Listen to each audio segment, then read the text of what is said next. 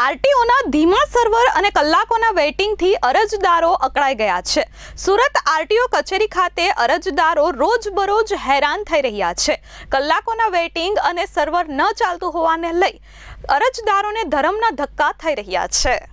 સુરત આરટીઓમાં ધીમા સર્વર અને કલાકોના વેઇટિંગથી અરજદારો અકળાઈ ગયા છે। રજિસ્ટ્રેશન પ્રક્રિયાથી માંડી ડ્રાઇવિંગ ટેસ્ટ ટ્રેક પરની અવ્યવસ્થા સુધીની અનેક સમસ્યાઓથી અરજદારોમાં ભારે રોષ જોવા મળી રહ્યો છે। આરટીઓ ખાતે ડ્રાઇવિંગ લાયસન્સ મેળવવા આવતા અરજદારોને ભારે હાલાકી થઈ રહી છે।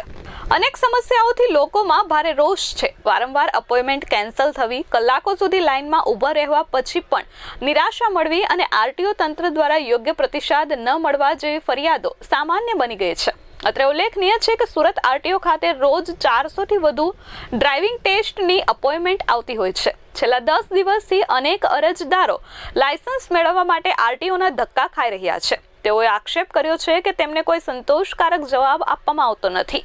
અત્રે ઉલ્લેખનીય છે કે હાલમાં વરસાદના કારણે આરટીઓ ટેસ્ટ ટ્રેક પર પાણી ભરાઈ ગયા છે, જેના કારણે ટેસ્ટ ટ્રેક બંધ કરી દેવામાં આવ્યો હતો, જેથી અરજદારોનો સમય અને મહેનત વેડફાઈ છે।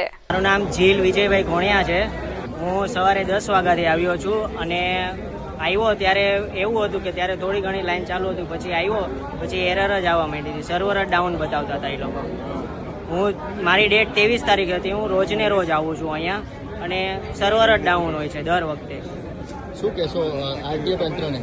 આરટીઓ તંત્રથી તો એવું કહેવા માંગુ છું કે સર્વર એ લોકો કરાવો એમ દર વખતે આપણે આવી રોજને રોજ સર્વર ડાઉન એવી રીતના બધી પ્રોબ્લેમ છે। Bureau report S24 news Surat.